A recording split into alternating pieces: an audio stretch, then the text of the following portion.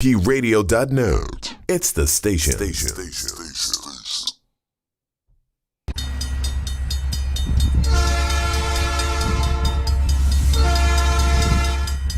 What time is train time? Tired of being stuck on 76, 95, 476, 222? You get the picture. Anyway, jump on this train. I had an upstairs neighbor a while back. Upstairs neighbor with a 4-year-old or 5-year-old with autism. Little boy used to run back and forth. You could hear his footsteps in your head after a while. After reading this next story, I thought to myself, yeah, I'll take that any day over this. This is Anna Cardenas of El Paso, and she went to bed one night, and being in Texas and hot, it gets hot, so she went to sleep with the ceiling fan on. She awoke to her ceiling fan spraying liquid. Apparently a liquid was leaking from upstairs, got into the ceiling fan, and go spraying. Except, as it was spraying all about the woman's room, the liquid was from her former neighbor. He had died a few days earlier, unbeknownst to anybody, and as his body started to decompose, the fluids came out of him, leaked through the ceiling, and then sprayed all over this woman and her stuff. Oh, I hope I didn't make Pete toss his cookies in. How do you find something like that so funny? That's a lie. That is not funny. Because it's not me. But if it was you, oh man, and I laughed. Oh yeah. How do you find something like that funny? I think I find humor in all this stuff that happens to me every day, and I'm like, you know, like I think oh my God, yo, I would be pissed, bro. He was dead, so that bro. So the liquid coming from upstairs was John. John in 306. It's time for the D train. Show of hands. Who's ridden a train before? Darren DeVoue. All right. All aboard. Hello and good morning. Welcome aboard the D Train with Darren DeVoue on CMPRadio.net. It's the station and the voice of Chester. Joined behind the glass is always we're sans one today. Uncle P behind the glass, but we don't have our assistant engineer. Yeah, Jordan is with family. You feel me? I was supposed to go to the Eagles game. Ah. Right. So, you know, I had made plans to be down there, to go down there, and it didn't pan out the way I thought it would. Okay. Honestly. You know, since I'm spending all that money to go down there for 2 days and come back here and be broken, frustrated. So, to save everybody. Yeah, that could be a long trip after a loss. To save Ask me how I know. everyone from the frustration of Pierre not having any money, Pierre decided to forego the trip. But my cousin said, you know what, bring her through here anyway. Okay. Because, you know, you deserve a day off.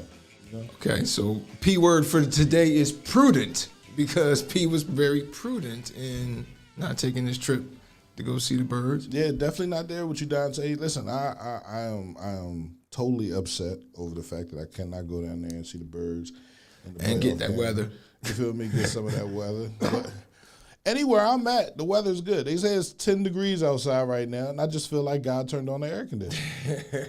You feel me? Like, you know, I'm walking around here with no socks on, sandals. You feel me? My toes is out. Right. I mean, like, you're never Like satisfied. You're never satisfied with weather, bro. It's either too hot or it's too cold. Okay. It's too rainy or it's too damp or it's too foggy. Like, shut the fuck up. Like, literally, just shut the fuck up and enjoy the fact that you are alive this morning. God did a favor for you that he didn't do for everyone else. There's some people with no air in their lungs right now, no vision in their eyes. And I posted that today because I was that happy. It was cold outside. I went outside. I said, ooh. Yeah, he turned the AC on. This joint on blast. Oh, you feel me? It was there. Just be happy, indeed. man. Just be happy and shut the fuck up. Damn. Oh, man. Well, speaking of the Eagles, P, Mm-hmm. speaking of the birds, they play today. Yes, 1 they do. o'clock. Yes, they do. Yes, indeed. What you think gonna happen? I would like to say, due to the injuries with Tampa Bay on their offensive personnel, especially Leonard Fournette now, that limits their offense. That could help keep the Birds in the game, especially if Nick Sirianni, he's showed himself after that come to Jesus moment about running the ball. Run the fucking ball. One, run the ball. Two, run the ball. Run the Three, ball. run the ball. You understand Tampa Bay's defense can't really protect the sidelines, so aim for the sidelines. Right. Now, Actually, they brought that. Greg Cosell brought that up on the Ross Tucker podcast. He said they can't guard. They have a tough time with guarding the perimeter. So if you can get around that, man, I say it's an easy win, and you're grinding out the clock. You know what I'm saying? Easy win. Yeah, Okay. it could be. It could be. It could be a very easy win. You know what I'm saying? Right. All these NFL teams, they get paid to play NFL football. But football is a very childish game. You feel me? Like, right. You know, so all you have to do is do what the kids do. Run the fucking ball. That's it. Oh, yeah. Well, you know what, though? Beyond today, because, I mean, like I said, I bet against the Eagles' season win total going into the year. Like, I didn't even. Did you envision playoffs? Did anybody? Dante? Anyone? If you recall what I said in the beginning. Oh, yeah. You know what I'm saying? It's a game, bro. Go out there and play your game. You just have to score one more point more than the other team to win. Right. You feel me? Defense-wise, I thought our offense would be a lot more explosive. Okay. I know we don't have any linebackers. We signed a cornerback. You know, so in this draft, it's all defense. Okay. Definitely. And now with respect to the offense, your boy Jalen Hurts, okay, who, I'm sorry, but like this season, you've seen plays, right. You've seen potential, right, and everything, right? I'm thinking that when this off season comes, think about Josh Allen, right? And the improvement that he made. Okay, Josh Allen, his first 2 years, he had 53% and then 59% completion percentage. Right. You can get better as long as you want to get better. And then all of a sudden, he shot up to damn near 70% last season and 63% this season. I think it was damn near perfect last night. Oh, 21 for 25. You see, and the way he operates too, right? Right. Here's the thing here was the key with Josh Allen's improvement. In the offseason, two times in the offseason, these past 2 off seasons, he's been spending time with a quarterback guru. And I can't remember who his name is right now, but a former college quarterback. I used to watch him play, but he spent the past 2 seasons with this gentleman. And now look at the player that Josh Allen has become. I think that Jalen Hurts this offseason, he needs to get his name on that guy's appointment list and work with him this offseason so we can see that type of improvement going in the next year. I'm kind of surprised that Hurts, he's a Q or Omega Psi Phi for with respect to fraternities. Right. He's a dog. He's a dog. I'm surprised that he was. When I found that out, I'm surprised because he doesn't have the let's say exuberance. You think so? He does, but you know you can't be over exuberant with a Q. You understand what I'm saying? When you're doing work on his off time, right? When he's not affiliated with the faction of the Eagles, he lets that all out. What's the safety that was here and left and went back to New Orleans? Malcolm Jenkins. He was a Q as well. Yeah. You didn't know that. Right. You know Except for the brand. Like, he had the brand on. Yeah. Look, it's all about how you come in and do your job. Okay. That's all those fraternities are about. How you go in and do your job. Now, when I'm not at work, oh yeah, I'm a dog. You feel me? If I go back to college, man, that's what I'm going back to college for. Just to be able to, you know. Like, just to be able to. The pledge, man, to go through that. I think I robbed myself of so many opportunities and so many situations. Yeah, I want to go back to college, bro. I knew I was pledging after I saw School Days. Right. and that's what's crazy, right? Because I was into it, but it skipped my mind, man. It wasn't something that I wanted to do, man. Okay. It looks like he should have been a Kappa. Right. I don't know, man. I know I'm a dog, bro. Ain't no yeah. Ain't no ifs, ands, or buts about it, bro. Like, you know what I mean? What you mean, yeah? I mean, the fuck is that supposed to mean? I mean, yeah, I'm agreeing with you. What? Jeez. What type of shit is that? yeah, P. Oh, well, speaking of the NFL and, side note real quick about fraternities and whatnot.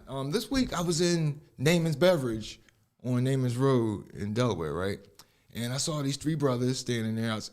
Three brothers. One of them had a jean jacket. Underneath the jean jacket, they had a shirt with TKE, Teak, Tall Kappa Epsilon, right? So funny thing is, I'm thinking to myself, I'm gonna have a quick laugh with myself because back in college, I used to be friends with a Teak brother. We got all hammered one night, and he showed me their handshake and whatnot. So I'm sitting there thinking, oh, I'm gonna have a quick chuckle with this brother and shake his hand and give him the handshake, and then tell him, nah, I'm just messing with you. He's gonna fuck you up. Well, what happened was, so then I see him, I go to shake his hand and I do the thing, right? And then he looks at me all blank. So I look at him and I do it again. And then he's like, you know me? And so I'm thinking to myself, oh, hell, Darren, you was trying to have a chuckle. Now you about to get your ass beaten by these three dudes in Naaman's Beverage. Right. Great. So then the cashier, luckily, she went, he's talking about, I said, you got these letters on your shirt, Tall Kappa Epsilon. And then he was like, huh? And the cashier was like, he's talking about your shirt, the letters on your shirt. Right. He looks down, he starts busting out laughing because he's like, oh man, I just got this shirt off somebody before. I don't even know. I don't know what the hell this is. I said to myself, well, Darren, you did have a laugh, even though it was a little bit of a nervous one. It was on you. Right. Right. Oh, 2 black head coaches got fired this past week. Did they deserve to be fired? Now, David Culley, I mean, come on. The Texans were what they knew they were going to be. With the problems with Deshaun Watson on the roster and what have you, Vegas had them going into the season at 4 wins, which is what they won, 4 games. Right. And I'm watching the team play, their performance on the field. They had heart. Right. I mean, there were some games they won that they should not have been in. Right. I mean, I don't think he should have been fired. Then you got. Why wouldn't he been fired? Because he's black. See, that's listen. So I'd like the white race right off the bat. Okay, let's just wipe. But that coaches are impatient. Well, in the NFL can be impatient sometimes. Some coaches, I mean, owners can be impatient sometimes, and you know, I mean, you're saying you're wiping. Go ahead. I want to wipe race off the map. Right? Okay. Let's just take everybody is beige. You know what I'm saying? Like everybody's just this color. You know what I'm saying? Like we can give it a light dark brown. You feel me? When you're an owner of a team, you want who you want to coach your team. Right. You want who you feel as though, number one, you have a little bit of hearsay over. You could say some things. That was the problem with Bill Parcells. You know what I'm saying? Like you couldn't really tell Bill Parcells what to do because he was a coach that was proven. Right? He won games. You feel me? Now we fast forward to David Culley with the Texans. He didn't win any games. And he might not have had the attitude that the owner wanted him to have. Right. So it's like you got to go. It's not because of your color that I'm firing you. And it's because you're not the person that I want to coach my team. And with respect to the other coach, Brian Flores and Miami, he might not have. They said there was a personality issue with respect to him and the GM being on the same page. You have to literally. You cannot hire a coach through a GM or hire a coach. An owner can't be like, all right, I'm going to hire this GM, but I want this coach. No, the GM has to hire the coach because the GM and the coach have to have a relationship that's understanding. Right. You feel me? So whatever the owner decides to do as far, you can't hire a coach, then hire a GM. Okay. You understand what I'm saying? Like, you got to hire them together. They got to come in together. Yes. So you hire the GM, then you say, all right, who are you trying to hire for a coach? Okay. You understand what I'm saying? Like, right now in Miami, if they got that same GM, they need to ask that GM, all right, what do you want? I like what the Chicago Bears are doing, right? Hiring people that were inside of that situation because Matt Nagy's no longer the coach. Right. Right. And he's another one who I didn't think deserved to get the Lamar Soup Campbell, right? Now he's on the oversight crew looking for the next GM and the next head coach. You feel me? Shit. The New York Giants, same thing. You understand what I'm saying? Like, you got to hire. It's like with San Francisco. You feel me? Okay. They brought in. They hired Lynch. You feel me? And then Lynch was like, no, this is the coach I want. hiring. Let's see what's going to happen. And they make sure that relationship continues to move. Well, when I think about what happened to Flores and Cully last week, and it reminds me of that, to use a metaphor, that you ever watch Curb Your Enthusiasm? Mm-hmm. You see the scene where he's having trouble with the cable, and the cable guy's black, and so he sits him down and fires him. So you don't remember this? No. So he sits him down and he fires the black man. Then he's telling Wanda Sykes about it. Here's a little audio that might remind you. Well, why did he storm out? Well, because I fired him, that's why. You fired him? You fired him? Why you fired the black man? I fired the black man because he's the guy who set up the whole system here, and it doesn't work. And he's here like every week. I'm giving him checks. Wanda, We've got 5 remotes. I can't turn it on. So many problems. But I know, black man, he can never do anything wrong. He needs to get fired from a job. Black people always do everything right. You gotta turn the damn satellite on for the TV to work. See the little green light? Just gotta turn it on. Or you can fire the black man, whatever works for you. So there you go. That's true. He wouldn't have fired a white man. Right. So with Miami and Houston, did you turn on the satellite before you fired the black man? No, you didn't. You didn't. And that's why those franchises continue to lose. Right. You know what I'm saying? Because they don't want to look at themselves first. You feel me? And say, what's the personality that you want your team to have? You feel me? I think the Eagles lucked up in Nick Sirianni because they didn't know who he was, right? Okay. But they knew they wanted someone they could control. Oh, yeah. You know what I'm saying? But at the same time, you want somebody that can control the team. So, I think this is a good look. They said Texans fire head coach because the GM wanted him to change his coaching staff, and he kept refusing to do so throughout the season. Kind of happened here with Doug Peterson. I mean, I can't change my coaching staff through the season. Right. That's an off-season thing. That's off-season thing. You know what I'm saying? Like, I'm not going to come in, and I'm only the interim head coach. I'm not the head coach. There's no guarantees I'm going to be. Right? My suitcase is packed and by the door and ready. I'm not firing nobody. You feel me? I pack my suitcase every day. Right. Baby, listen, we might be fired this week. Don't go buy nothing. Exactly. Don't decorate this house. Don't get no lawn furniture. Right. Don't buy nothing else. Exactly. Oh, man. Pokemon. You Gotta catch him. Oh. Yes, you're familiar with it. Yeah, that was my shit. Oh, did you hear about Jake Paul in Pokemon? Jake Paul, him and his brother. Well, not his brother, but Jake Paul. He got caught up with some Pokemon cards. He bought some first edition Pokemon cards. Thought they were worth $3.5 million. Turned out that they were worthless. People were being skeptical on the internet, like, yo, I'm not sure. I think he got taken a little bit there, boss. And then, so he went to Chicago to verify the authenticity of them. And then when they opened the pack, it was nothing but G.I. Joe cards. How much did he pay for it? $3.5 million. They say he's going to get reimbursed. Who's going to reimburse? Right. Supposedly the seller. Oh, okay. Yeah, the seller got to get that money back. At least $2.5 million of it. Right. I give you something back. I didn't open it. I didn't know what was in it. You feel me? Like, I just sold it to you. Well, yeah. So he's going to hopefully get reimbursed there. Come on, man. Yeah. Well, come on. Yeah, man. Well, but G.I. Joe cards. And knowing is half the battle. And that's really half the battle. He knows How don't you know what's in the pack? Right.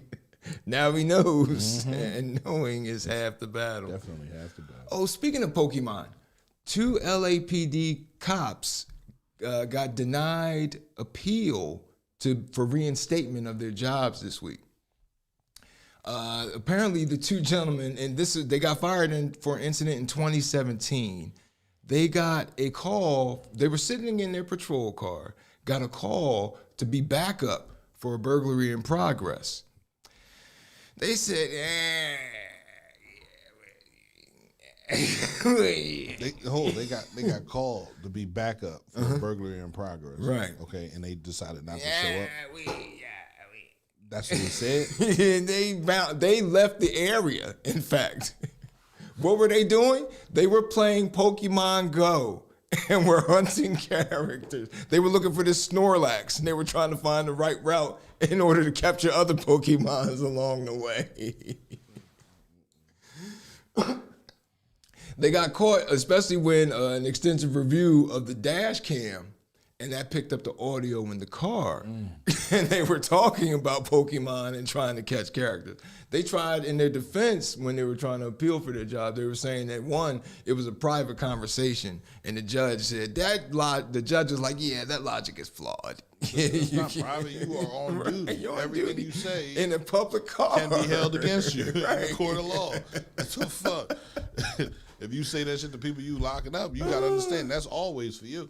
But that's straight out of that's like, you ever see them comedies, like those teen comedies, and they come across some cops, like in Superbad, where they come across the cops, and those cops just don't give a damn, and they're all kinds of outlaws, not doing their job and whatnot. Right. These guys, they're real life comedy cops here. Sad. Oh, right. Oh. But, that, by the way, that story was brought to us by one of our frequent passengers, TJ. So thanks for that, TJ. Appreciate you. Good looking. Oh, with that brings us to the end of our first block on the D Train. Remember, if you miss any of CMPRadio.net's content, you can go to the CMP YouTube or CMP Radio YouTube or Facebook page. Also, Pete. Yo. You guys still got T-shirts, right? Yeah. All right, well, what's up? We got to move some merch. Can I get some commercials up there with you styling and profiling in Absolutely. I got you later on the day. Get your sexy on right there. Get your sexy get pose my sexy on. You funny. But coming up in our next block, we're going to talk about a case case here in Chester where justice was served. Also, a dentist who had a little insurance scam that didn't pan out. You're on the D Train with Darren DeVoue on CMPRadio.net, the voice of Chester.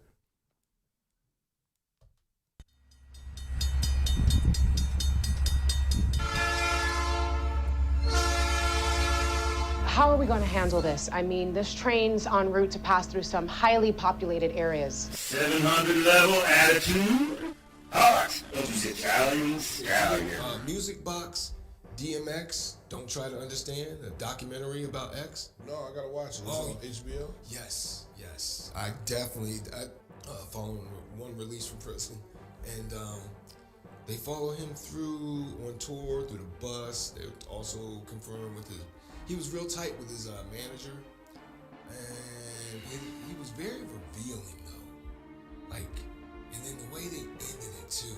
He's sitting there with someone and they play that song, Memories. What's the, Memories? And then, the corner of my yeah.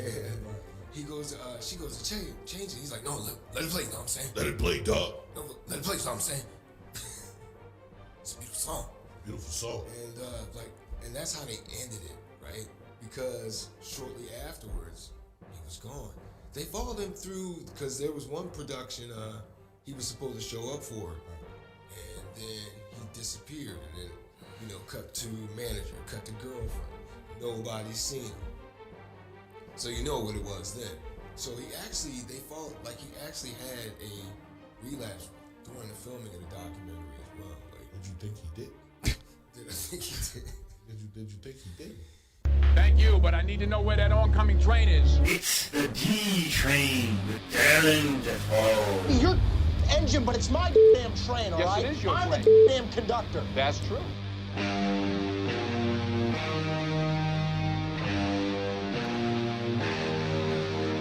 Welcome back aboard the D Train with Darren DeVoue. We're on our second block here. Lovely day, lovely freezing day. It's not cold, it's freezing. Like that, it was cold 20 degrees ago. It's winter time. Yes. If it was 90 degrees outside, what would you say? 3 cheers for global warming. No, I'm just kidding. It's winter time. It's supposed to be cold. Don't forget, LeBron Construction for all your home contracting needs. Go to our webpage, cmpradio.net webpage, or go to lebronconstruction.com. I want to get one of those. I wonder if he can hook up these solar panels that I'm seeing on top of people's garages. You go sell some power back, save some money, because juice is what we need nowadays. Used to be electric. You need electricity for everything nowadays. Do you? Well, first world problems, yeah. Well, actually, no, energy in general. Like, I mean, all these countries that don't have it, like, you see what they go through to have access to it with respect to coal, they burn and everything. Let's get some renewable energy up in this piece. So, if you haven't noticed yet, I don't have a lot of photos today, little technical difficulties, but, we're working on those things. That's what we're working through. We're coming up on our first. Don't say technical, because it makes it seem like it's my fault. No, okay. I had, like I said, Own that shit. I didn't say, did I say we or? No, you said. I said we. Oh, I did? Okay. Right. All right. I had technical difficulties. There it is. Okay, there. Are we good now? No, we're always good as long as you own your shit. Okay. So I didn't have the picture. I have the picture of the lovely young lady. She had a lovely smile. Her name was Naima Ishmael, Chester native. And on October 7th, her body was discovered on the walking trail near Front and North Streets by the waterfront in Chester. Well, the district attorney announced this past Monday that 25-year-old Champion Hall of Brookhaven has been charged with first, second, and third degree murder, among other offenses. Awesome. I know, right? A witness for investigators that last spoke to Ishmael around 8:40 that night. I don't know, the witness was. The witness gave a description of Ishmael's car. And they also, detectives were able to obtain surveillance video that showed someone entering Ishmael's car at 8:45.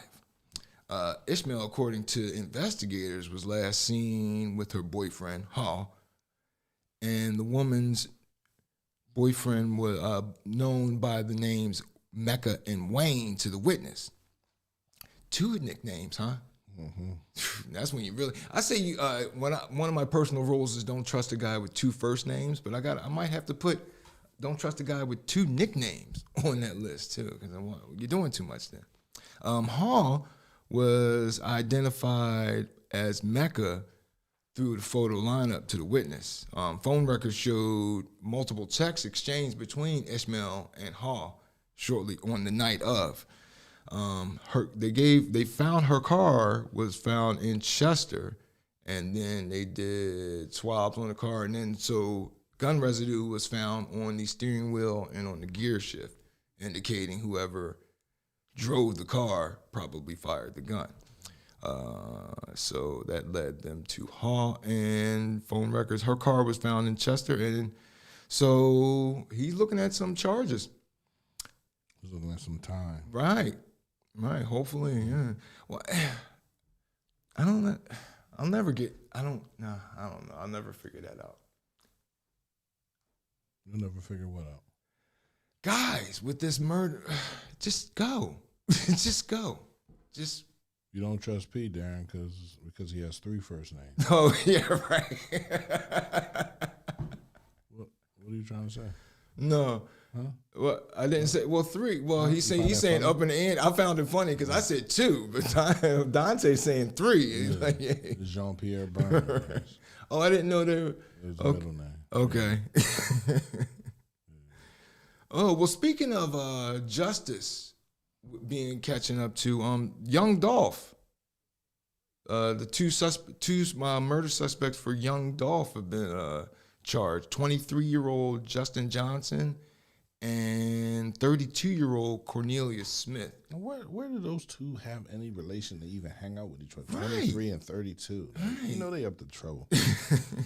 Come on. Well, probably gang affiliations of some sort because law enforcement, the Tennessee Bureau of Investigation, they're the ones that tracked down Johnson, and they tracked him down in Memphis, and they said that he has ties to organized crime. Of course. Right. Johnson proclaimed his innocence, by the way. So I ain't do it. yeah, I know that's right. Wasn't me. That wasn't me. Wasn't me. I'm sure. They didn't say how Smith was taken into custody, but according to the report, Johnson goes by the name Straight Drop as a rapper in the Memphis area, and he shot a music video some time ago at the same house where cops were able to retrieve the suspected getaway vehicle. I know, right? Like, what are you? Stupid. Dumb, diggity, dumb, dumb. I'm trying to have everybody understand who I am. Young Drop, though. They're all young or little. Like, what's going on with that nowadays? What? The names. Young, this, that, and the other. Little, I mean, whoever. They want to be known as, they want to be young forever, bro. Like, you know, when they start rapping, they're young when they start rapping. Right. When they finally get on, they're a little bit older. Right. So, you know, like, that's just, what you supposed to drop it? Right. Well, that's why I've always had trouble with Boys to Men. I'm like, yo, their name, like, yo, it's time to, we gotta, you've already done the 2 men part, guys. Can we just say men? I don't know. Come up with something else. But Boys to Men, you're no longer boys. But they were boys. That grew up into men. Right. So that's the natural done and done progression of things, right? All right. From boys to men. Right. Make mistakes. That was many moons ago. Yeah, they're so men they're already. just men. Yeah, there we go. Then you don't talk about their past, right? You don't talk about the things that they did when they were boys. Oh. And they had a lot of fun. I'm sure they did. Living the dream. Up next we got, this here is 28-year-old Nicholas Johnson and 25-year-old Brinley Johnson. And pictured in the lower center is Sarah Mcguire. She was 29 years old. Mcguire was found in her Tulsa, Oklahoma home, unresponsive with signs of blunt force trauma to her head and face. The victim's car and her credit cards were missing, according to her family. The next day, the accused pair was found sleeping in her car hundreds of miles away in Fayetteville, Arkansas. Once caught, both suspects reportedly gave a full confession and revealed how they planned the assault and intended to fund their escape with the victim's stolen car. Johnson allegedly explained to cops that he and Dennison had been in an intimate relationship, but that he was jealous of her connection with Mcguire. He then revealed that they had sex in Mcguire's bed after the fatal assault while she was clinging to life in the next room. So they beat her with a pipe or a crowbar, excuse me. And then went in her bed. Like, you get, like, after all that, whoa, I could go for some right now. Like, oh, they had sex on top of her? No, like in her bed, like disrespectful enough. Like, you done assaulted her to the point of death, and now you're going to use her bed. They threw their clothes away. They threw the clothes that they wore away out the window as they were driving away. They're facing charges of first-degree murder and vehicle theft and being held on $1 million bond. Wow. Oh, well, see him later. Right. So I've never been married. You been married, P? Yeah. Sometimes I joke. I had a cousin who, her husband, well, they're both of the same mind with you as you when it comes to the vaccine. So they didn't get it. And so he got sick. And so I would joke to her, yo, you might want to make sure that life insurance is right. But, so I've never had, but, Doing a lot of stuttering. Oh, yeah. But humma. Right. Because I'm trying to, this one dentist at Three Rivers Dentistry in the Pittsburgh area, he went on a safari with his wife, and she turned up dead. Oh, just the guy with the big ass. Yes. He was a big game hunter, apparently. Now, I don't understand that whole big game hunting thing. Why are you going to go hunt a ram? You know, like something that can't, I mean, it can knock you over and whatnot, but something like, I mean, if you were to go hunt a tiger with a knife, that would be impressive. But to go hunt this beautiful animal, right? Hunt this beautiful animal with a rifle. Look at, that's just what they do. I've seen pictures of them with giraffes. A giraffe, really? I don't get it. But anyway, what happened was he took his wife on a safari, a hunting safari in Africa. He shot her, trying to collect nearly $5 million in life insurance. And just leave her in the safari for the animals to the tiger got her or something. Shoot her in the leg. She can't run. The tiger got her. Don't shoot her in the leg. Hit her upside the head and throw her body off the drink. Don't shoot her. She fell. She hit her head. Oh, my God. She hit her head on that rock right there with all the blood on it. And no fingerprints. Half the rock wiped off. This is, by the way, this is 67-year-old Lawrence Rudolph, former dentist.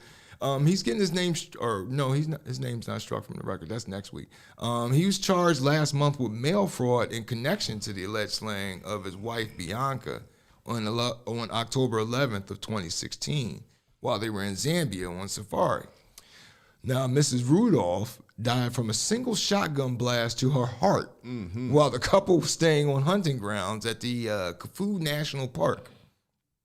Now, a wife of the friend called the FBI on October 27th and told agents the death was suspicious because Lawrence had allegedly been in a long-time extramarital affair with the manager at his dental practice. The suspect and the girlfriend had gone on vacations to Cabo San Lucas in 2016, twice in 2011, 2013, 2014, 2015, and July 2016. Bianca did not travel on any of those trips, according to business and travel records obtained by the FBI. So, damn shame. Where your wife think you at? Had a dental convention in Cabo. They don't have no teeth in Cabo. Both Lawrence and Bianca Rudolph were expert hunters. And so the FBI got suspicious when, she is 5'4". The shotgun that she supposedly shot herself with, because that was the story, she shot herself by accident. Right. The shotgun was 3.7 feet long. And she's 5'4", so the FBI is like, yeah, that's not measuring up, buddy, for her to be able to shoot herself like that. On Friday, on October 31st and to November 7th in 2016, the same year of the murder, Rudolph moved to claim seven different life insurance policies, which were all paid out in the first quarter of 2017, totaling $4,877 plus. Oh, he already got the money. He can go to jail now. Right. Oh, he got a little something on his books now. I'm sure they're going to, but that's the first thing they look at usually. But in Zambia, they had ruled it an incident. They ruled it an accident.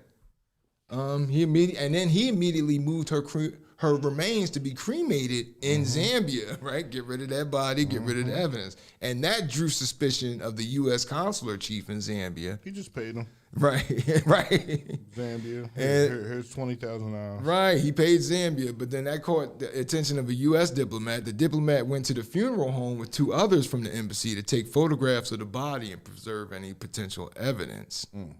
And the consular chief described the wound as being straight to the heart and without any gas burns or obvious tissue expansion. So obviously the gun wasn't up close to her. She was shot from a distance. Oh, but like you said, Pete, just leave her. Just leave her. I guess they say it's cheaper to keep her, and he thought it was cheaper to just shoot her in the heart. $5 million, like, it's not too many people that have access to that type of money is going to wait for that other person to just die of natural causes. Okay. He probably like, shit, I'm going to die before her. She'll outlive me. Yeah, she's going to outlive me. I'm trying to live my best life. I'm trying to scrub the ground. Yeah, man. Scrub the ground. Like, she got to go. That's why I don't believe in life insurance, man. I always look at it as motive. Like one time, Absolutely. When I first I got a job that the first job that ever offered me life insurance, and I was thinking to myself, I don't have any kids, and then I thought of my sister. She had just had a young son, and I was like, all right, you know what? I might put her son on my life insurance. But then I thought about it. I was like, you know, Darren, you always think no offense to him, all due respect, but my nephew's father, I mean, for one thing, he's a Cowboys fan. So, I mean, he's a little suspect. Right. So I was like, you know, and he likes to be a little gangster. You know, I don't know. That's motive. Mm-hmm. You know, something could happen to my brake lines one day messing with this guy. There was a standoff in Exton. In Exton? Yes. Which is funny because I was there I was in Exton, but I wasn't at the standoff. In Exton, PA? Exton, PA. Can you believe that? This gentleman here. It's the guy with the hair sticking up in there? Oh, yeah. And you know what? Oh, man, he foaming at the mouth. Yes. They didn't shoot him? Now, that's the thing. Okay, so police were called they were called to the home in Exton, right? He's being uncooperative. I'm not coming out. By the way, this is 47-year-old Christopher Smith. Mm-hmm. And he said he was not coming out. So then he threatened to shoot law enforcement. They dispatched approximately 50 officers to the scene to assist. Like, how many cops does it take to screw in a light bulb? It takes a lot. So then officers observed the defendant pointing a long gun at the emergency response team's vehicle in front of his residence. That's when the 6-hour standoff began. Then he pointed the long gun in the direction of uniformed tactical officers. Smith then allegedly shot 2 rounds in law enforcement's direction. And then shortly after, Smith was taken into custody. Ain't that nice? Ain't that nice? Should have been shot. He taken into custody. How did this keep happening? These guys just, you know, I can't put my finger on it, but they always, these guys always seem to make it. And when they shoot at 2 rounds at cops. Oh my goodness. So yeah, Smith will be charged with multiple counts of attempted homicide, terroristic threats, recklessly endangering another person, and related offenses. He's held at the Chester County Prison after failing to post $500,000 bail. His preliminary hearing is set for the 20th of this month. Damn. Like you said, like that's a heck of that's a nice little. That's a proper mugshot right there, you know. Like if you want to get taken in, yeah. Like when you see the pictures of him, he's smiling like that with the mugshot. I'm like, no. You're having too much fun getting locked up there. Oh,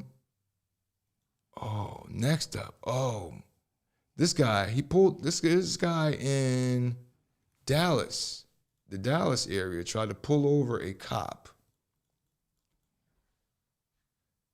And the cop, I don't know if he didn't know it was a cop or if he had to know it was a cop. But the cop saw lights in his background, and then he pulls over thinking that the car is trying to get around him. This guy, so then the cop radios in the description of the truck. The guy had 2 other people in the car with him. And officers pulled him over. He had siren lights equipped under the horn of his grill. I always say those guys, you ever see guys that drive around in a car that looks just like it's an on-duty police vehicle? I always say, put them on a list, because those are the guys that'll pull a girl over and, you know, excuse me, miss, can I see your ID? And then snatch somebody. Like, they should be put on a list. But this guy, he got caught, and I lost the article, but he's facing charges. You would. Oh, damn. Grabbing the wrong mouse. Look at that. A Pennsylvania state trooper got suspended for a month without pay for an assault. He was off duty assault. He threw salt. No, he was off duty. He was an off duty officer, and he assaulted someone. Well, had an altercation. He's from Cambria County. He was at a private party, and his name is Trooper Myers, 34-year-old Scott Myers. He was arrested early last Saturday on charges of aggravated assault, harassment, simple assault, and terroristic threats. Why is he throwing all this salt? Do I say salt? Assault? Throw salt. Simple assault? Oh, okay. But he was suspended and not fired. Ding. Damn. Yep. Yep. So then they must have thought he was throwing salt. Oh, okay. Right. He was arrested after the man that called police after 3 a.m. Saturday. He had multiple injuries that he needed to be treated at a local hospital with, including a broken facial bone. Oh, my God. Yeah, that orbital blowout ain't nothing to joke. Yes, sir. How that about orbital blowout that? fracture, bro? That's Permanent. You got to put a mesh thing underneath your eye, keep your eye up, bro. I know all about that. You really? No joke. Yeah. You had an orbital fracture? Yeah, orbital blowout fracture. Yep. Damn. Ooh. Whole face fucked up. Oh, right. Like, still, I'd be avoiding the mirror for a minute there. Still get headaches. Nah, I like my, I was responsible for what happened to me. Okay. Like, there's a time in your life where you should take responsibility, even if you didn't do it. You say, shit, if I wasn't there, it wouldn't have happened. Okay. I mean, if I wasn't partaking in whatever I was doing, it wouldn't have happened. So, I took ownership of that joint. Okay. Myers and the man became involved in a fight just after midnight at the party. Over some pussy. Right, where alcohol, right, probably. Yeah. More than, I bet you there's a girl at the middle Absolutely. of this. It's always a girl at the middle of any confrontation. It's either a man trying to impress a girl, trying to get a girl to like him, you feel me? Or a nigga that's like, yo, I don't have time for that. Right. So, well, I guess Myers won. Oh, yeah. Punched him 3 times in the face and knocked him unconscious, according to the complaint. Oh, yeah, Myers. He's that boy. Yeah, you're a big bull. He's your hands. I'm sorry, Mr. Myers. Myers was arraigned in district court and released on $30,000 unsecured bond. According to the police, he enlisted with the state troopers in 2008. So there you go. Yo, that's sad, bro. Oh, man. Speaking of sad, I'm sorry I don't have the video for this, folks, but there was a gentleman. He was in a state of distress, and he walks into a police station. God damn. Police station. Oh, and he winds up being a little unruly, unsettled. He's acting, and the cops they're trying. And honestly, in the video, you see the cops they're trying, but this is a big dude. Like, I mean, I kind of sided with the cops in this one because this is a big dude. They tased his ass. They tased his ass, right? Well, right before they tased his ass, you see in the picture on that red table, there was a big jug of hand sanitizer. Big Hoss. He drunk it? He started dousing himself with the hand sanitizer. Throw himself on fire? Well, the cops, when they tased him, he ignited. Yes. Yes. And they immediately ran out of the room and shut the door behind them. Right. Let that nigga burn. Yes. They came in several minutes later. They came in several minutes later. When the flames died down. Yes. Oh, yeah, but that guy's dead now. He is? Yes. Oh, my God, man. So his family is suing for wrongful death. Wrongful? What do you mean? He did it himself. Like, that's sad. That's absolutely sad. I mean, and again, I can kind of alcohol in in that stuff. Right. Nothing but alcohol. Right. You can And smell it. You just douse yourself with it. Right. And then they tase you and you catch on fire and they wrong. And you can see it in the video because the video is shot from that angle. So you see the one cop with the taser, you see him do this, and then you see all this orange come up, and that's when the cop Like, oh, shit. bolt out the room. So they let him burn up. And that was another thing. They were like, yo, you just ran and didn't try. I think they should have. I think they should really carry personal fire extinguishers on their hip. So along with the gun, the taser, a personal fire extinguisher. Okay. You feel me? Like you need that. They have. And that's what the family is saying. Like they should have known. They're saying that the cops should have known. Like you said, What? it's an alcohol-based. No, but everybody doesn't have that common sense. Right.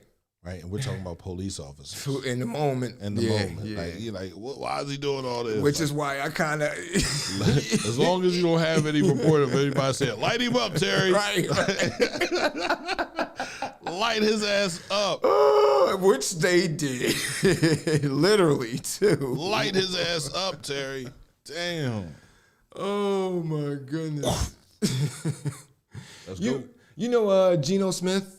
I know Geno Smith. He's the backup quarterback for the Seattle Seahawks. Yeah, he was trying to do his damn thing when Russell Wilson got hurt. Yes, he did. He was playing some of the best ball of his career. 7 touchdowns and 1 interception in, 5 games in Wilson's absence. Like 7 touchdowns in 5 games, that's not good. No? No. Well, 7 touchdowns and 1 interception, especially compared to his body of work leading up to this I mean, he was season. with the Jets. He was with the Jets There's and he was with the Giants. There's only man. one great quarterback in the history of the Jets. Don't even say. What? There's only one great quarterback in the history of the Jets. You're going to say Namath. That's the only great quarterback in the history of the Jets. Name a quarterback you would compare to Joe Namath in the history of the Jets organization. Boomer Esiason? I would say none, actually. None. I would say, I don't think Joe Namath was. No, he played the part that he was supposed to play. Right, he was, yeah. You know what I mean? Wore his fur on the sideline. You feel me? That was cool Joe, bro. Oh, excuse me. Yeah. Joe Namath. Yeah. But Geno Smith. Oh, Geno was arrested on suspicion of driving under the influence. Dumbass. Washington State Police pulled him over for doing 96 in a 60-mile-an-hour zone, as well as driving erratically across several lanes. This happened Monday morning after the team got back from Arizona. He was supposed to lay right there in the car and go to sleep. I don't understand. Like, if you that tore up, like, yeah, just sit there or relax. Tap, tap, tap, tap, tap. I'll come and get this car tomorrow. Put that seat back and just go to sleep or call Uber. It's too many lifts, Uber. Right. You feel me? And I know your cousin can come Ride pick is a you few up. taps away. Right. You got to have, right. You're a superstar. You ain't got your family with you? You got some sycophants waiting to help you out there. There is no way I could be in the NFL or the NBA or the NHL or the MLB and not have someone in my family working for me to drive me places and not have someone that has a gun license to shoot people. Right. I'm not going to jail for nothing. I'm not even fighting with nobody. Yo, cuz, shoot him, bro. You know what I mean? Like, I'll bail you out a little bit later. You feel me? Like, I'm not doing anything. I don't know why that guy attacked me, but my cousin wasn't having it. He just pulled out his gun and shot him. Like, he was defending me. Oh, right. Well, Smith, he didn't have that entourage ready to. You got to have them people, bro. That's like Michael Vick. He didn't have the right people around him. Goodness. Oh, my goodness. I'm like, shit. The police kicking the door. He's my dog. Right. Mike ain't know nothing about these dogs. They just snitching. Everybody, Michael Vick was fighting the dog. Nah, these my dogs. Go make that money, Mike. And that was the problem, too. Right. The house is in his name. So what? He bought it for me. Okay. It's in his name. Okay. He don't barely ever come here. Right. He on the road. He don't know. He playing football. He don't know I'm here fighting. I got King fighting. Now he comes to the dog fighting situations, but he didn't know that I was in this house doing this. Oh, he was electrocuting dogs. This is his dog. He bought the dog. Oh, shit. Anyway, Smith. What? I'm wrong? It was okay. You ain't right. I put it that way. Was it okay for them to hang us from trees? No, you out were of our stomach. Like we weren't treated less than right. human. Well, Meteorite in some respects has more rights than us, but literally, that they're his dogs. He Right. bought them. What he does with his dogs is his business. Smith was found with quote unquote bloodshot and watery eyes. Dumbass. And then he told the trooper he had some wine, but he stopped drinking 90 minutes before he was pulled over. So, Huh? Yeah, he said, I've been drinking, officer, but that was a while ago, you know. No, you're drunk. You're drunk Right. now. And that's why he declined the breathalyzer. And they took him to the hospital, And took his then, blood. and there you go. A judge issued the warrant, took his ass to the hospital. He actually became agitated when they were about to take the blood.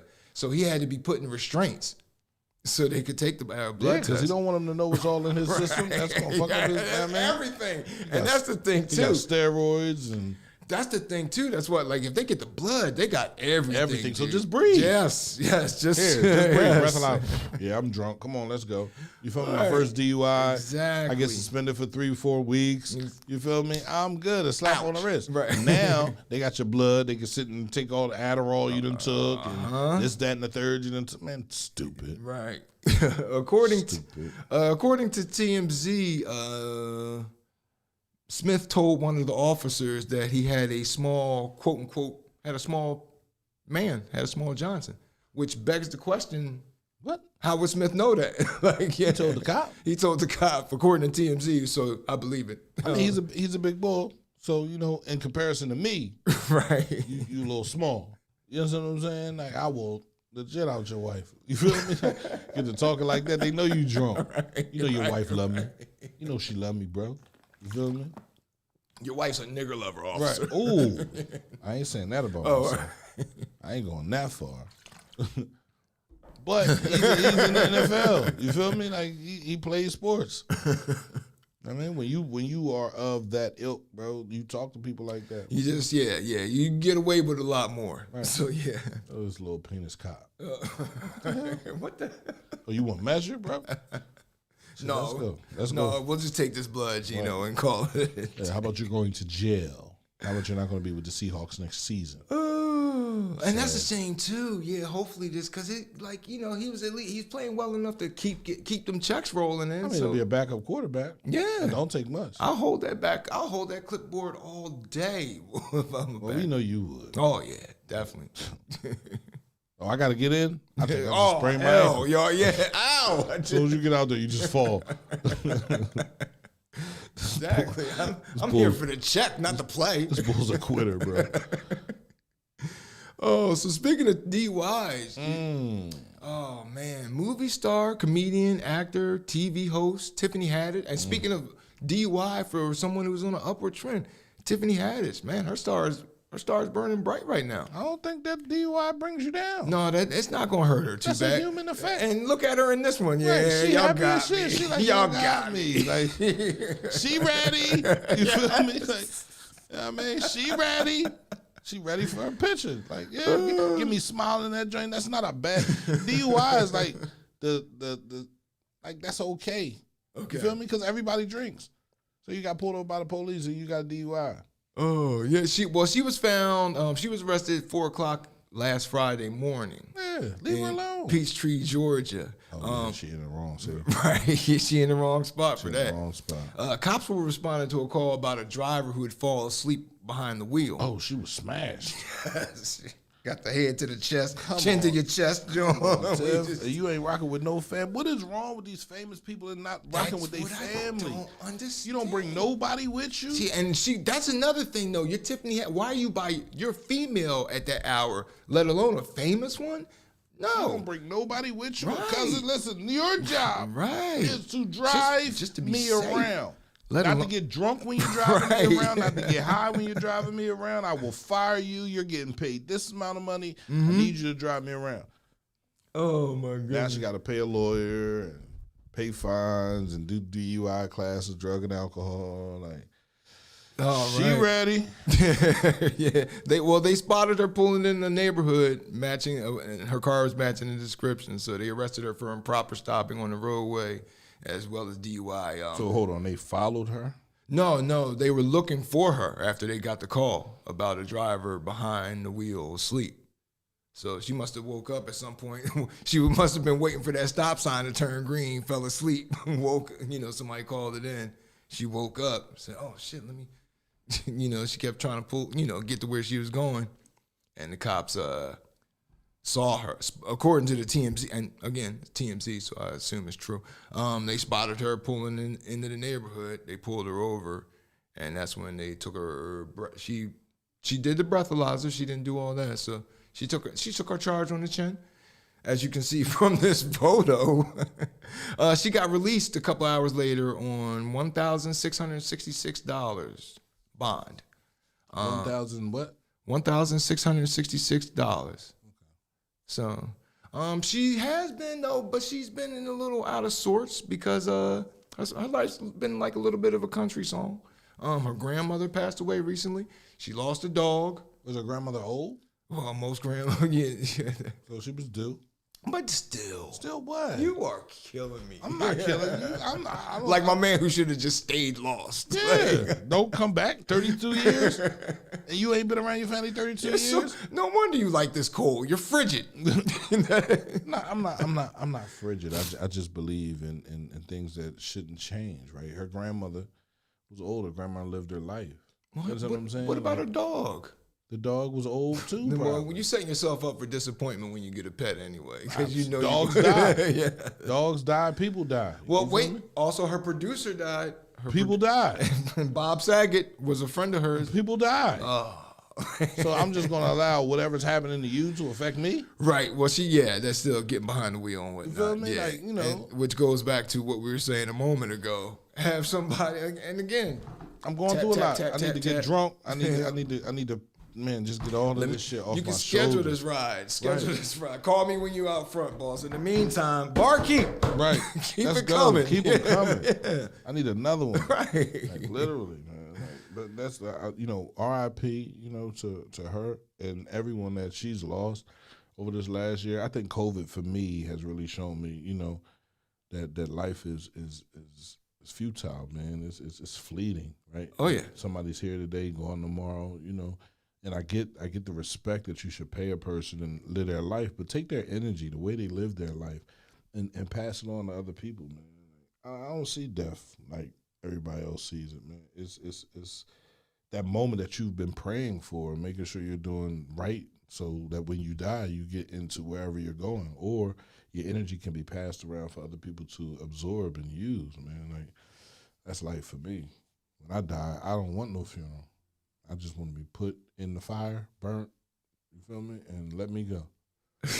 Literally, you feel me? Forget all about me, go and live your life. Solid, okay. Yeah, well, at least you're a little frigid when it comes to yourself as well. Yeah, I mean, listen, I gotta get the same energy, bro. Like, I don't want a whole bunch of people sitting around my coffin, looking at my body, like sitting there crying for what? I'm dead. They might knock it over. Right. They might not knock it over, but to sit there and cry about something that you can't change. Oh, you're right there. You have no power to change this. This was how I was supposed to go. Let me go. You feel me? Go on and live your life. Oh. Well, that brings us, speaking of living your life, that brings us to the end of our second block on the D Train with Darren DeVoue on the station. Yeah. CMPradio.net. Don't forget, if you miss any of CMP Radio's content, like CMPradio.net's content, such as 23rd Hour, and there was another show that came on, was it yesterday? I don't know nothing about what you're talking about. No. Shoot, there was a show, and I didn't get a chance to catch it yet. And that's why I'm going to go to the CMP Radio YouTube or Facebook page to catch up on it, because it had an interesting title. Doggone it, now it's escaping me. It had an interesting title. What was the title? I can't remember now. I'm gonna look. Wait. Do I need to check my? Anyway, with that said, we're moving on to our third block. You're on the D Train with Darren DeVoue. While I figure this out, with CMPradio.net. We are not going to intentionally destroy one of our own trains. Not when we can still stop it. We are not ramping down. We're just getting started. Nothing stops this train. Nothing.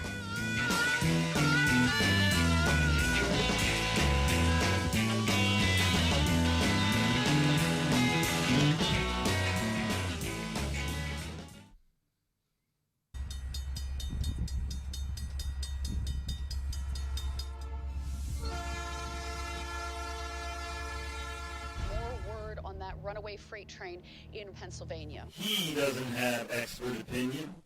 He's an expert at giving his opinion. I'm going to take my black behind home and get me a nap and then, get on with the week. I hope you have a great week as well. Stay peaceful, productive, and positive in honor of using P words in honor of Uncle P.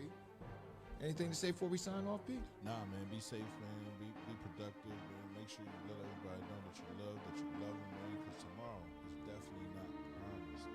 So make sure you're passing out love instead of hate, man. Give some inspiration to somebody close to you. Let a friend know that you care about them. You feel me? And try to mend a broken fence. You know what? Oh my goodness. It's like I didn't even mention that to you. That is so freaky. I actually have a broken fence with a relative. It was like on my to-do list tonight to send them an email, like not to mend the fence, but to do the opposite. To be like, you know what? If that's how you want to be.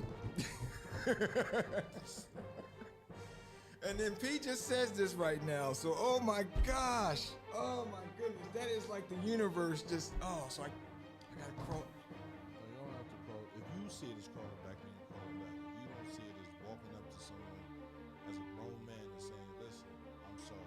Right? I'm sorry. Literally you're saying I'm sorry for the way you feel about me. Right, okay. But, you're saying I'm sorry for anything that I have done that could have upset you. And it's real simple. It's just that simple.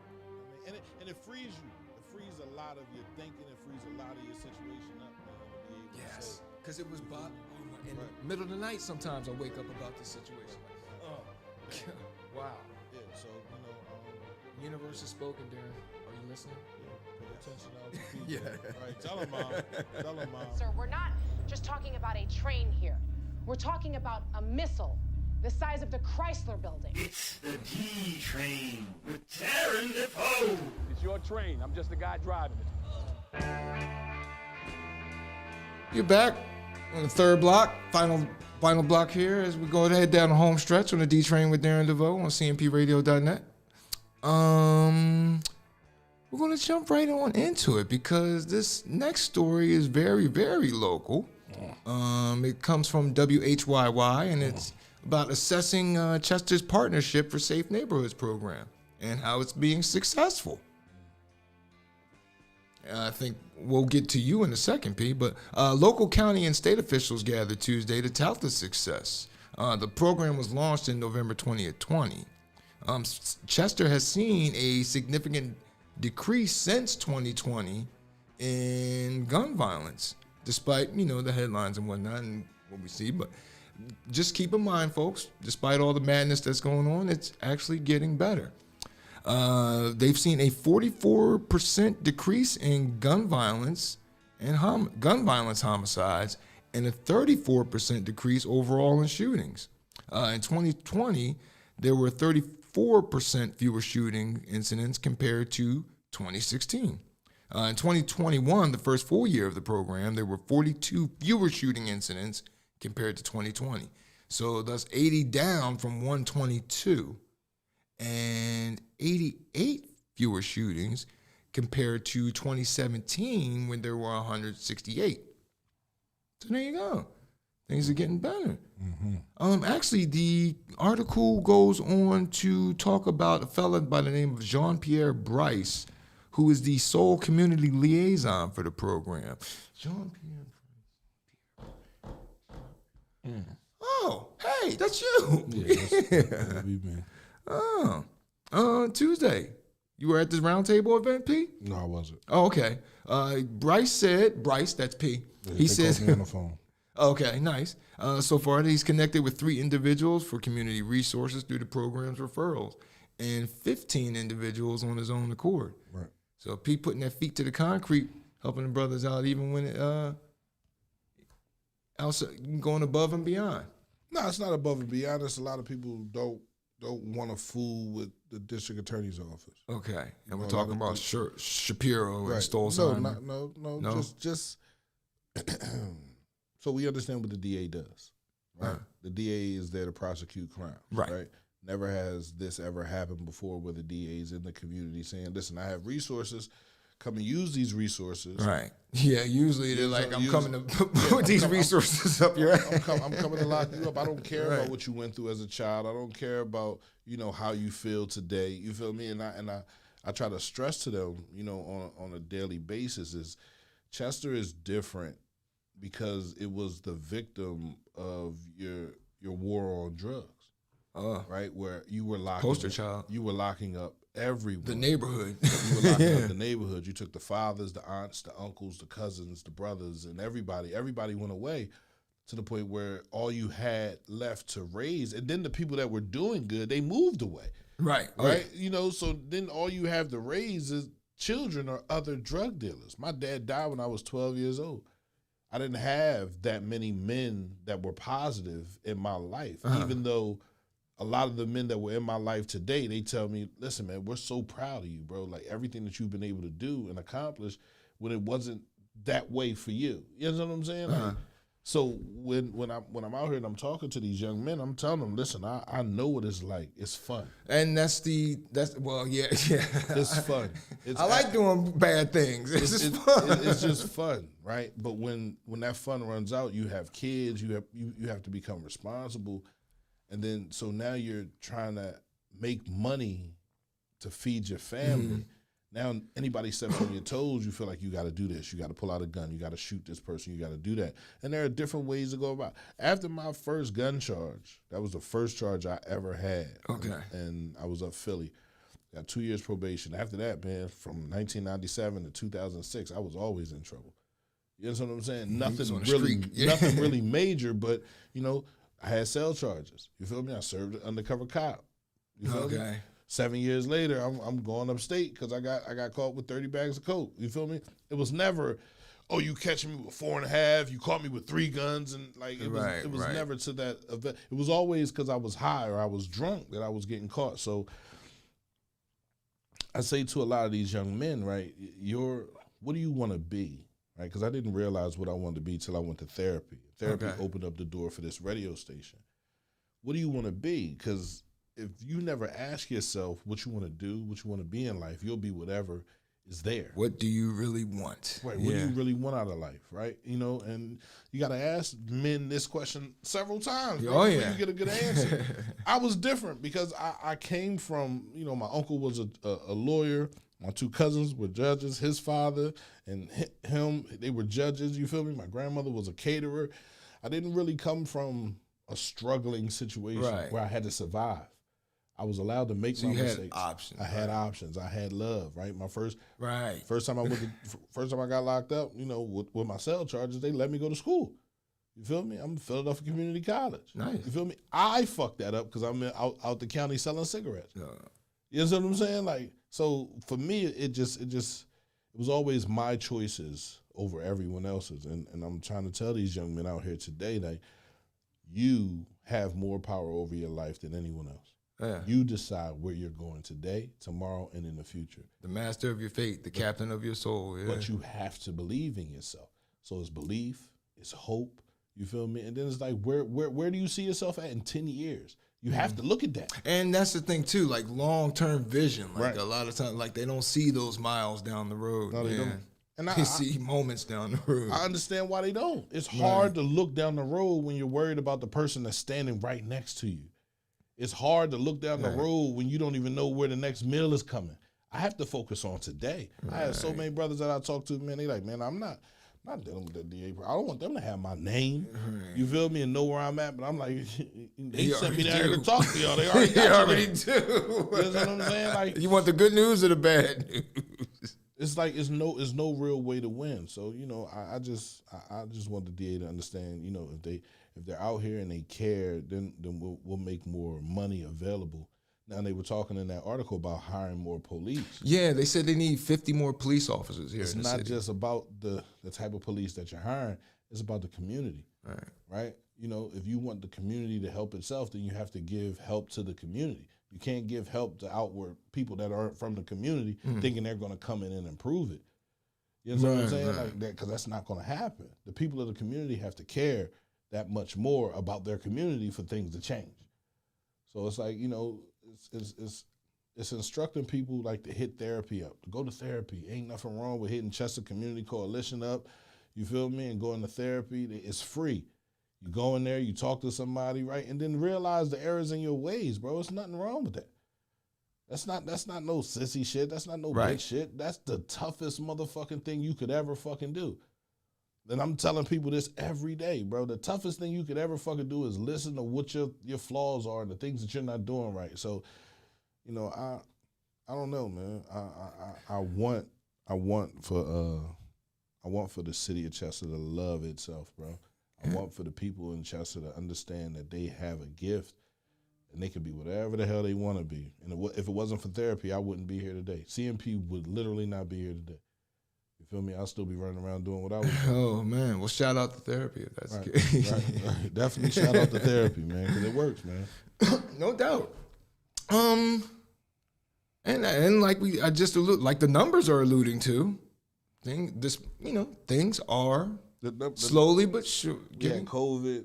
Things are getting, and people have money. Right, things are getting better. Situations look better at that time. You're comparing last year to 2017, okay, so you're 2016. saying, Right? I'm not taking anything away from the program that what we're doing. I'm saying we had a little bit of help. Right, okay. Right? And because we had a little bit of help, we understand how we can make things better. You feel me? It's getting involved. It's giving people hope, man. Hope is the number one commodity. It's like with me, it was weed, right? Okay. If I'm the only person on the block and I got the best weed, then I'm gonna make the most money. I can make my bag as big or as little as I want. Right. But if I give you a big ass bag, you definitely gonna come back. Right. You know what I'm saying? So and a blunt. Right. So if I'm sitting here saying, listen, man, I'm giving you hope, bro. I'm giving you something that has never been served to you before, right? And this will open your eyes to the different things that you could do with your life. That works. But I'm trying to get the DA to understand, right, you got to give hope to the people. It's not so much the people in the street, because the people in the street don't care. Right. It's the people behind the jail cell right now. It's the people behind the bars that's sitting there talking about, man, if I could just change, if I give you some hope, can you come home and change what you're doing? I don't need you snitching on nobody. I don't want to know about nothing that's going on in your community. I want you to stand up, take your charges, plead guilty, come on home. Let's get you in this program. Let's get you talking to therapy. You feel me? And keep on moving like that. There you go. Upwards. Upwards. Trending upwards. That's it, bro. That's it. It's a beautiful thing. I think, I have hope just as an outside observer just watching, you know. It's hard, though. Yeah, I'm sure. It's absolutely hard. Yeah. Every day. Every fucking day is hard, bro. Oh, speaking of hard, in Chester in the receivership still? Yeah. The receiver has filed a what is this called? A writ of mandamus from the Commonwealth Court after Chester city officials increased their salaries by $10,000 each. So the receivers are saying that the act, when the salaries were improved, that the act was a violation of the court-approved amended recovery plan. And so Aji Kapoor, who is the head of the receiver, said the receiver can petition Commonwealth Court for a writ of mandamus to secure compliance, and that the court has 14 days from the filing of that to act. City officials questioned the money the state is infusing into the receiver's office, stating the city could use that money to help its situation. On April 13th of 2020, Governor Wolf declared fiscal emergency here in Chester to Act 47, cited coronavirus impact. State officials concerned the state would run out of money by the end of 2020. In June 2020, Michael T. Darren was appointed a receiver to create and implement a plan to bring Chester out of financial distress. Commonwealth Court has extended the receiver's contract for 2 more years through December 31st, 2023. During the December 2020 budget negotiation, the receiver's office and city officials agreed to lower the mayor's salary because what happened was prior to the receiver arriving, the city council increased the mayor's salary from $41,000 to $75,000, and the salaries of city council and the controllers were increased from $35,000 each to $60,000 each. And then the receiver came along and negotiated and there was an agreement to lower the mayor's salary to $65,000 and city council to $50,000 each. So on December 29th, city council approved restoring $10,000 each to the mayor, city council, and to the controllers. Mayor Thaddeus Kirkland defended the pay raise by saying, "Our dollars are public knowledge. We put them all on display. We have yet to see what anyone from the receivers team makes from taxpayer dollars. Had the city been able to obtain that $2 million, we would be on better financial ground." So we'll see how there's a little contention there. We'll see how that. Just fighting over money. Yeah. It's just bickering, yeah. It doesn't, and then when they fight, the children fight. Mm-hmm. So but the children are fighting with much more deadlier. Yeah. You know what I'm saying? Much Weapons more anger. and much more. So, but you have to get along, bro. If we're trying to fix a city, like we have to get along. And the moment we don't get along anymore, the moment the idea goes kaput, we're so divided in this city. Right? Yeah, it's not just the city. It's broken down in That's the good beginning. news. East side, west side. Then east side, you got beefs. There's 17, 18 streets on the east side. You got beefs on 16 of them. You feel me? It's 18, 19 streets on the west side. You got beef with 19 of them. Oh, you got a beef with the project. You got a beef with the Bennett. You got a beef with the LB. You got a beef with the McCabe. You got a beef and it's so sad. You got a beef in the Holland Garden, right? You guys need a lot more rice around here to go with all this beef. Like, what's going on? And it's so sad when we know that our city, can be great, bro. But we have to believe that it can be great. Every citizen in this city, they're all 34,000 people, have to understand that we have to work together, right? Because that's the only way we're going to get anything. We haven't gotten anything in the last 50 to 60 years since this city had the Great White Flight and everybody rolled out of here. Mm-hmm. Our school district is going down. The buildings and the infrastructure of the city has gone down. And it's like, damn, y'all don't see this? It's not just here. Oh, shoot, I forgot the Meek Mill. Y'all don't see that everything has gone down, that we don't have anything, and we're going to continue to fight over nothing.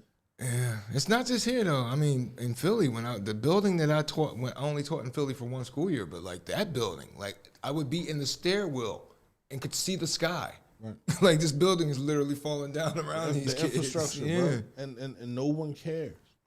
No one cares about the little black and brown kids.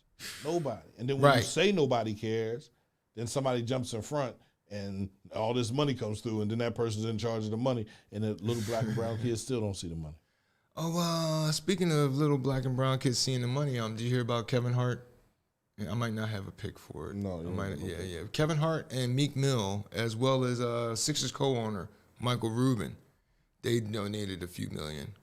Or $15 million or something like that to the Philly school district. But you want to make sure that money is used. And that's my concern. Like, is the money just going to go into something that somebody says, "Oh, I have a great idea." They buy it and then they say, "Oh, we can't use it," and it just sits somewhere collecting dust, wrapped in plastic forever, never ever serving the students. Right. Like, I would hope that money would be put to actual useful use. You need to build new schools. Oh yeah. And that we were just talking about that, yeah. Oh yeah. But you don't have any place to build new schools because you don't build a new shopping center or apartment or condos, apartment complex, right? You don't have a place to build new schools, right? And that's what's sad. Like, so if COVID had us teaching from home. If we got to teach from home from 2 years to tear these schools down and rebuild them correctly, then we got to do that. That has to get done.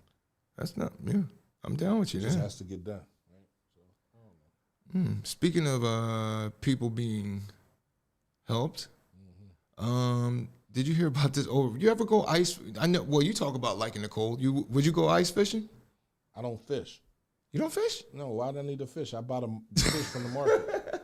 It's not about that. What is it about? Just hanging out, enjoying nature, and touching worms and shit like that. Touching the worms. I'm not touching none of that nasty stuff.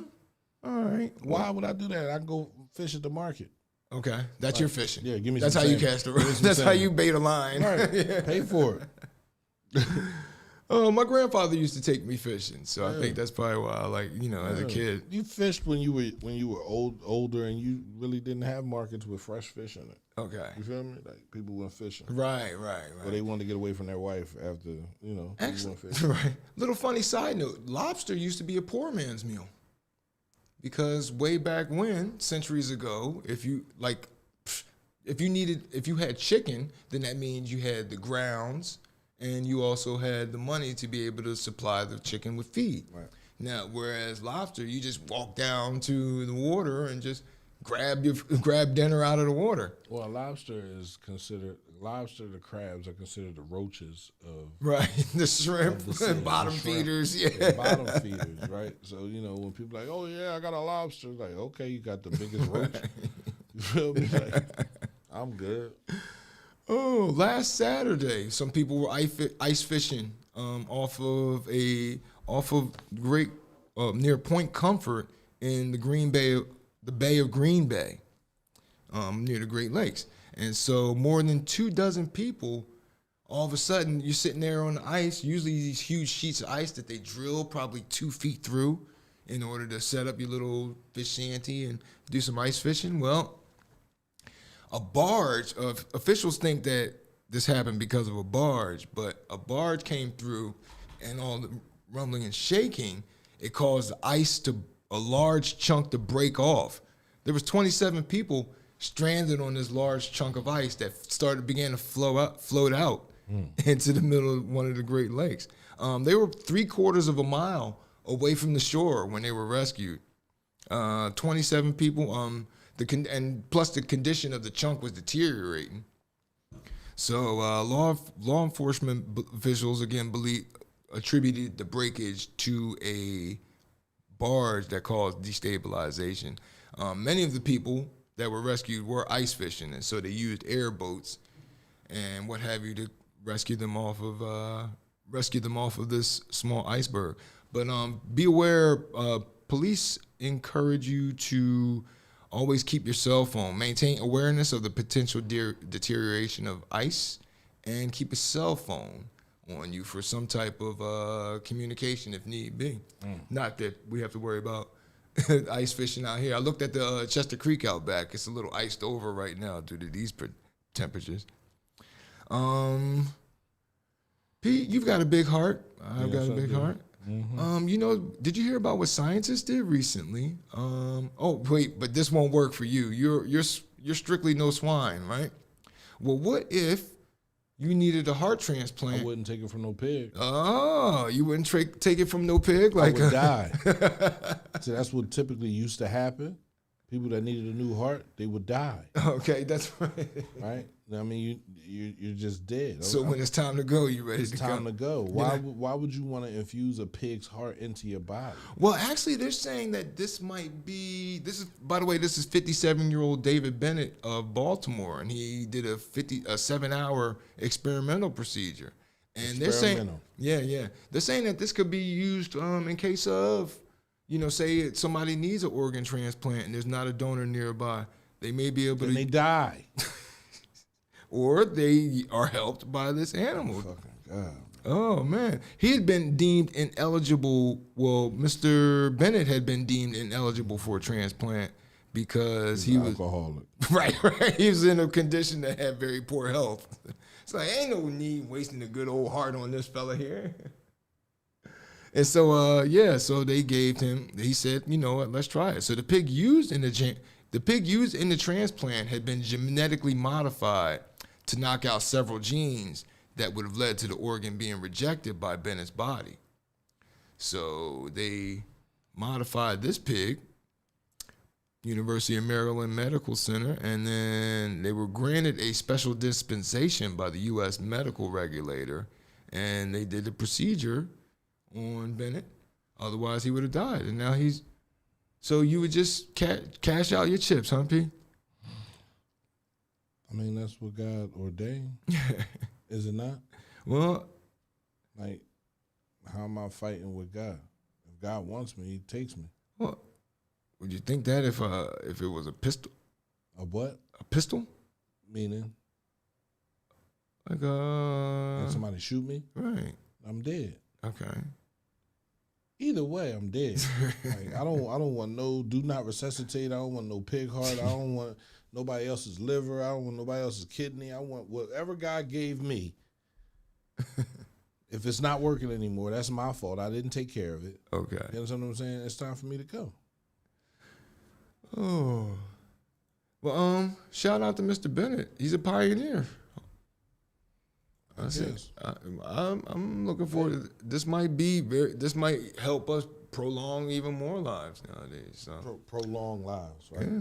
Let's keep you around for a little bit longer. Even though God said you're supposed to go. Okay. Is God not doesn't he write the book? I don't know. I'd like to hang around longer. Like no, all due respect. For what? For what? Because You're that's the selfish. purpose of life. You're to live. It's not the purpose of life. You're Yeah. supposed to die. Literally, that's the purpose of life. As late as possible. As late as No, possible. you're supposed to die when you're supposed to die. Eventually. That was your time to die. No. And you got a pig heart put inside you, so now you're alive for another 10, 15 years. Damn right. I'm down with So now you're just in the way of everybody else moving. Yeah. Right, because I can't. I'm holding up the line. Yeah, you holding up the excuse line, me, man. bro. I can't move that quick. I got a Fuck pig heart. everything up, bro. Oh, that's sad. This next story is a follow-up from, you heard about this? Well, months ago, we reported on... The guy in the pennies. Oh, yeah. Well, that little stunt got him in some hot water with the U.S. Department of Labor. Did it? Yes, indeed. Why? Because he caught their attention, and so the owner that did this, Mike Walker, if you remember, he owed an employee $900. He paid an employee with his last check in oiled pennies dumped on the gentleman's lawn driveway. So, and actually Walker went about complaining. He bragged about it on his website with this post. Walker posted, what started out as it got you to a subpar ex-employee sure got a lot of press after the news, when outlets like here were reporting on it. Well, the federal government got involved. It got the attention of the federal government, and they filled out a complaint against Walker. And they also, turns out that this wasn't his only stunt. They also accused Walker of denying overtime pay to staffers, neglecting to keep proper pay and work records. And the government is seeking to recover unpaid wages and pay damages to the employees. So there are plenty of times where I have that I think to myself, something happens, and I'm like, damn it, Darren, if you kept your big fat mouth shut. I wonder if that's what he's thinking now. Like, if I'd have just chilled, cut that man his check, instead of going through all this trouble, taking this time out of my day to drop pennies on the driveway. Well, now he knows, and knowing is half the battle. I guess. Oh, that brings us, P. That brings us to P's Weekly Hero. And it is time for that. So I have, for you, P, I have 1, 2, 3. I have 3 nominees to submit for your approval. No, make that 4. Make it 4. 4 nominees to submit for your approval, P. Okay. All right. So, first thing we got, and now this is going to be an easy front runner right here. On the Broad Street line, there was a gentleman who, what happened was there was a woman was being harassed by a guy on the Broad Street line in Philly. So a gentleman intervened. A unnamed gentleman intervened. The gentleman intervened with the harasser, and so the gentleman started to get off at the North Philly station, and the harasser also got off at the North Philly station. That's when the harasser came at the intervener with a knife. The intervener, unbeknownst to the harasser, had a concealed carry permit and hence was carrying. Put 2 in his leg. Yeah. That's what you're supposed to shoot him at. I ain't gonna kill you. You just gonna sit your ass down till the police come. You gonna think about me every little Right. step you take from I'm me. gonna unload this gun, put it down on the floor. I might kick you in your face a couple times. You know what I'm saying? Ooh. But yeah. So Okay. there's our front runner. Now, P, you've also talked about how your vroom, vroom, you're heavy-footed driving. Oh, yeah, absolutely. All right. I should have been a race car driver. Well, speaking of which, our next nominee for P's Weekly Hero is a 15-year-old. He's 15-year-old Josh Pearson. And he's going to be competing in the Le Mans Endurance Championships. You drive for 24 hours at that high rate of speed in those things. He broke the record. He's going to set the record for the youngest competitor in the 24-hour race. He's also competed in several races already. He's won 3 he's competed in 60 races. He's won 3 and been on the podium for 11 more. And I think that's crazy how this kid can drive this car. He's 15. He can drive this car at 120 plus miles per hour, almost 200 miles an hour. He can't get a license right now. Best he can get now is a permit. Is he getting paid? Yes. He got. Look at his sponsors on. He got sponsors on. So then he has a license. Yeah, well, he can drive here. He can drive on the lines legally. Else, Mom. Take you to the store. Right. I drive professionally. What are you talking about?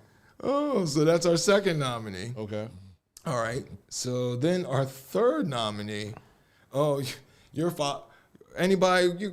Everybody. We got fathers out here. Larry's a father. I'm sure Jabri has. Everybody except me has kids. But all right, P. I met your son, young, standing, handsome young man. Now, go ahead. What if? Okay. Well, what we have here is a 26-year-old, and this is 26-year-old, I forget his name, we'll get it in a minute, but he's a 26-year-old, right? He's got a father, they didn't disclose the father's age. This 26-year-old was making $9,000 a month off of OnlyFans page. He posted nude pics of himself. And he's well-built, again, he's a stocky guy. He's paid. So then, this the 2 men in the shower. Yes. So it gets better. So then, as we discussed before, when we discussed OnlyFans some time ago on the show, at some point you're going to have to start escalating your content in order to keep your viewers interested, right? He got the idea of saying, looked around and said, "Hey, Dad." His father, who's a plumber, "Hey, Dad, what are you doing after work today?" So. Why would you even put this in? Let's go.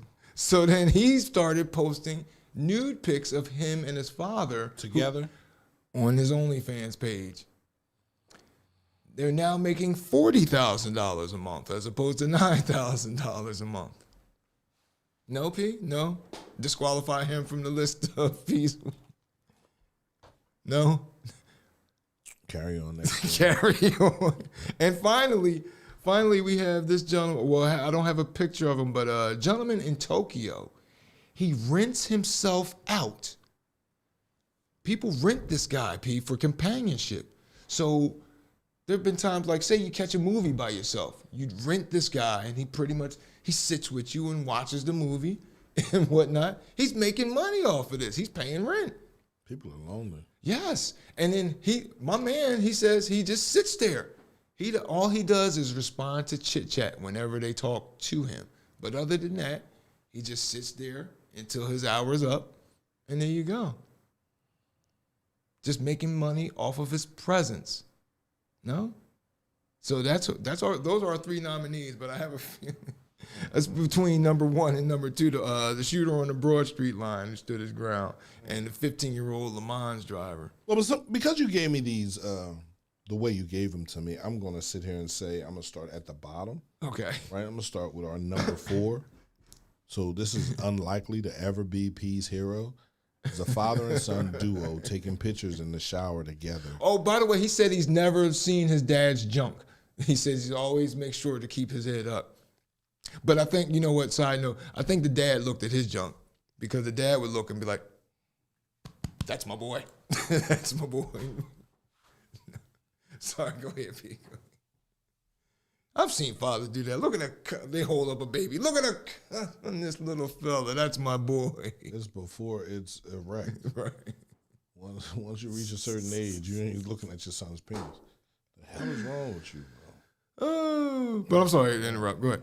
Number 4 is the father and son on OnlyFans. Okay. Number 3 is the dude that's out there, the dude that's out there renting out himself to be company for people that can go to the movies by yourself. It's okay. Done it plenty of times. Right? Do it by yourself. Go take yourself out to dinner. Right? And enjoy your time, bro. Number 2 is going to be the son, 15 years old. Oh, 15, okay. The speeder. And number 1, man. Oh, yeah. P's Weekly Heroes. You feel me? He should have definitely went last.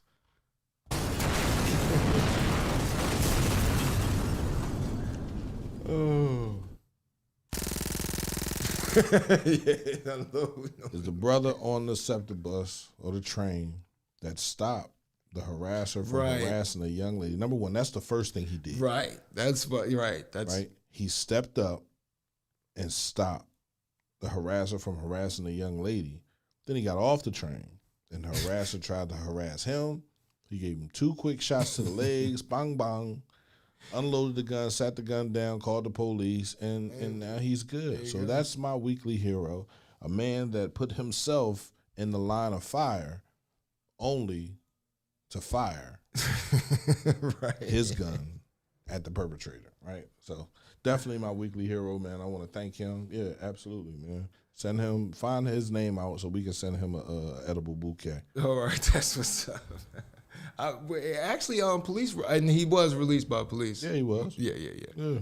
Defense and he was licensed to carry, so he's good to go. That brings us to the end, Pete. Thankfully for you. No, not thankfully for me. Thankfully for yourself. Because, you be skating the line of, acceptable male activities. I'm not getting in the shower with my son. No. For $40,000 a month. Hell no. You do that shit on your own, son. Have fun. Really? No. I don't know. For 40 G's a month, if Dave was still around, I'd be like, come on. In fact, he would love it more than me, though. He'd be enjoying that. He'd be on his OnlyFans page all the time. Sitting there. I could see him just posting all kinds of stuff, sitting there naked watching TV. My father was all. And he loved the ladies, and he loved presenting to the ladies. So I'm sure he'd have ate this up. He'd have ate that kind of activity up. Anyway. I'm turning my mic off. He's done for the day. Well, since P has pushed his chips forward, he's ready to cash out because we've reached the end of our show, folks. Thank you for joining us for this week on this week's run of the D Train with Darren DeVoue on cmpradio.net. Again, don't forget, if you miss any of CMP Radio's... Oh, by the way, the name of that show, The Moment. The name of that show was called The Moment. It was something simple. The name, right at the end of our second block, couldn't remember the name of a new show. It's called The Moment. With Larry Elder. Larry Kinder, there you go. Don't forget to tune in next week. I actually have I put a couple of stories in the storage car next week. Oh, we got some funny ones for you. But until then, please stay safe. If you haven't yet, get that shot. What? No. P says he's not. I actually, I had close. Tell me what's the benefits of you getting the vaccine. Well, here we go. Right. Well, I didn't. I actually was in close contact. I was in very close contact with 2 people who tested positive, and both times I tested myself. Well, I got tested after those close contacts. I'm negative both times. I've been in close contact with people that's had COVID since the beginning of COVID. Now, are you getting tested? Why get tested? If I'm negative, I'm negative. If I'm positive, I'm going to be fucking sick, right? Not necessarily. Not necessarily? I mean, I don't know, P. So what you're saying is there are people that walk around and don't have symptoms? What's that called? Asymptomatic. Okay. So, but I'm carrying the disease. Yeah, that happened to Doug Peterson. Yeah, shut up, bro. How can you have something and not have it and then call me something else? Because you want to say that I have it. If I took the test and it came back negative and I had it, what would that say? took the test, came back negative, and you have it. Right. That was a bad test result. Oh, okay. I'm not asymptomatic. No. You can test positive. You can be asymptomatic and test positive. Yeah. All right. That's bullshit. No. From our favorite conspiracy theorists. COVID ain't going nowhere, man. Get comfortable, man. Oh, yeah. He's here. He's here to stay. COVID ain't going nowhere. It's an endemic now. It's not a pandemic. It's an endemic.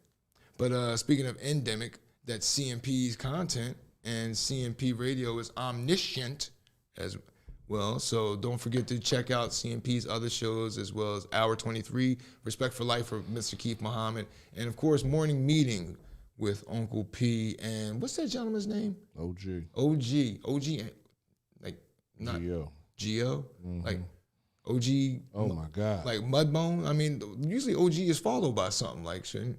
No, it's just OGGO. OGGO. All right, I like it. Mm-hmm. All right, I was cracking up at you guys' discussions this past week. I listened to you guys on my way, like after we load up. I listened to you guys while we were after we load up at the warehouse. Then on my way to my first stop, that's when I listened to this show. All right, well, with that said, folks, until next week, please stay safe, stay peaceful, productive, positive, and we'll go with P. Don't get the shot, but will you at least wear your mask? Who? Never mind. I always wear my mask. All right, attaboy. All right, then. We'll see you next week, folks. Thanks for joining us. Gerald, thanks for joining us. Larry, and of course, Dante, and of course, my favorite passenger on the D train. Hey, Mom. Mildred DeVoue. Love you, Mom. Talk to you soon. See you next week, folks. We're talking about the heroic work of two men. We're going after your train. The train keeps going all night long. The train keeps